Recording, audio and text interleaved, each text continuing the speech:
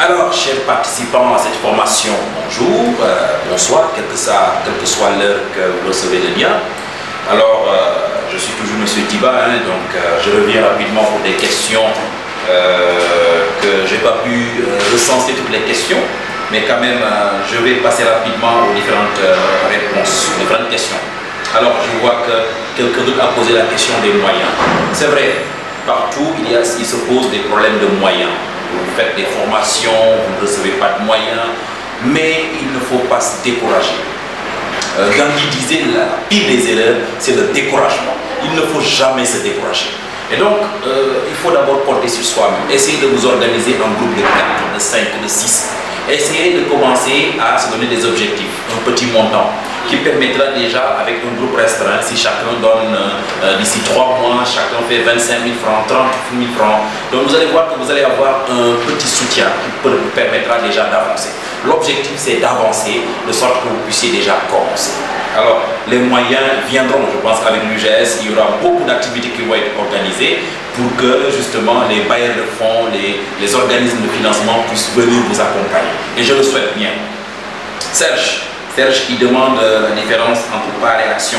Vous savez, quand on parle de société à responsabilité limitée, on parle de part. Tandis que quand on parle de société anonyme, SA, on parle d'action.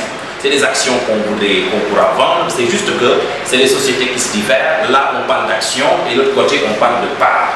Alors, très rapidement, comment séduire ses premiers clients? Alors, pour séduire ses premiers clients, je pense qu'il faudrait d'abord faire un travail intrinsèque. Travailler votre image, travailler votre produit, parce que le client, il est devenu très exigeant.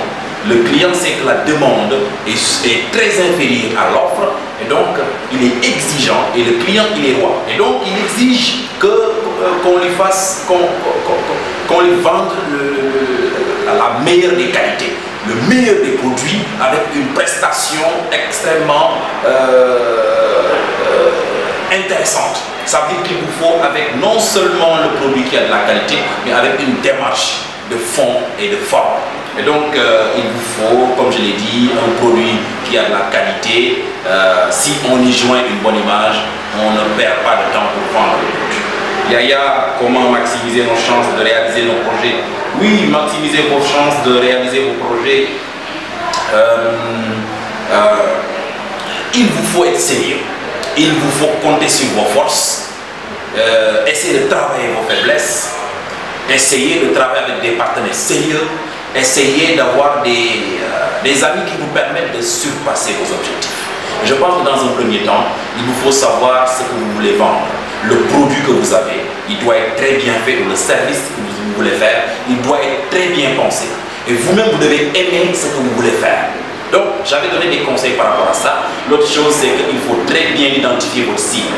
Votre cible qui est à votre ligne de mire. Si vous ratez votre cible, sachez que la cible est au cœur de votre stratégie.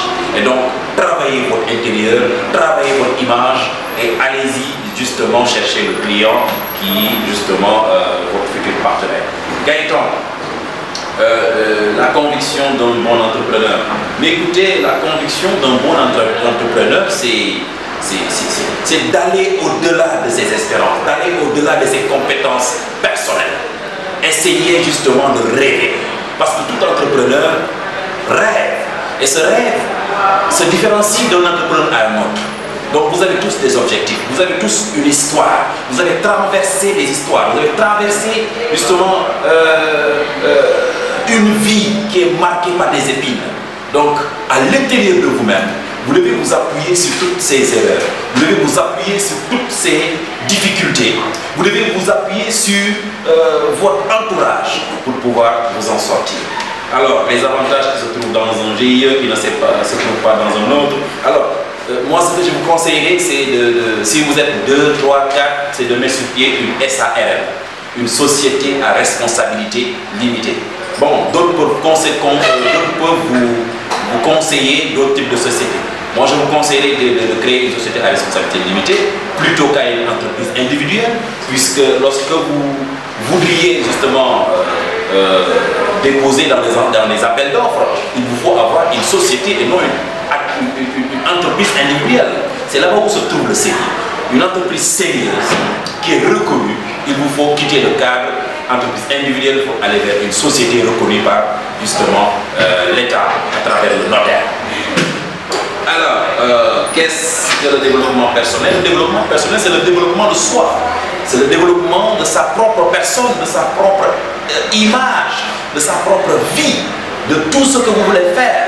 Et donc, développement personnel, ça commence d'abord par la confiance en soi, je l'avais dit la dernière fois. La confiance en soi, c'est d'avoir confiance en vos capacités personnelles à surpasser les épreuves. À chaque fois que vous êtes en face à des épreuves, c'est votre intérieur qui vous donne la force de pouvoir les surpasser. Et donc cela, de la même manière que des fois vous n'avez pas la confiance en vous, de la même manière vous avez la capacité à vous regorger de confiance pour que vous puissiez surpasser les épreuves. Alors c'est un effort personnel qu'il faudrait faire. Croyez en vous-même que vous allez voir que le monde va se mettre à vos pieds. Alors, Pape, Yankuba, comment faire pour satisfaire et fidéliser ses clients? Alors le client, il est d'abord une cible. Après il devient un prospect. Après il devient un client. Mais on ne se limite pas à ce niveau-là parce qu'il faut transformer le client en ambassadeur. Et le client, quand il devient un ambassadeur, il parle au nom du produit, il vous recommande le produit et il fait tout un effort pour communiquer à votre insu. Et donc, je pense que c'est les quelques questions que j'avais pu recenser. Certes, je ne peux pas répondre à toutes les questions, mais sachez que c'était un plaisir pour moi de participer à cette formation, de vous former en entrepreneuriat.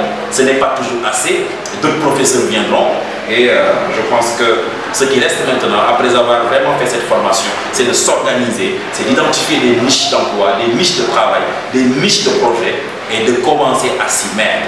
Répondez aux questions de quoi, comment, qui, où, quand. Ça vous permettra de mettre sur pied votre stratégie.